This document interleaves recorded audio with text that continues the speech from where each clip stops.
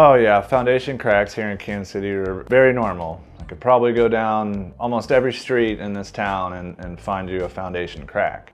We have that expanse of clay here in our region. Wintertime, the ground freezes, pulls away from the foundation. Spring, summertime comes, the ground thaws back out and it puts that pressure on. So the ground is literally, I like to say, breathing from underneath and out. So you're gonna see foundation cracks in most homes here in Kansas City. They may not be severe, may not mean that they're immediate attention, but yes, foundation cracks are very, very common in most homes.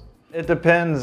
Sometimes we'll look at houses that are 70 years old and there won't be a crack in the foundation. We'll look at houses that are 5 years old and they'll have settling and concrete breaking and cracks forming that probably shouldn't be there, and usually that's something where with the house it's relatively new. Sometimes you ask around the neighborhood, hey, are you experiencing the cracks over here? You know, who are the builders? Or, you know, and a lot of times it really doesn't matter. It's just where we live. It's the nature of the land and the earth that we're all sitting on.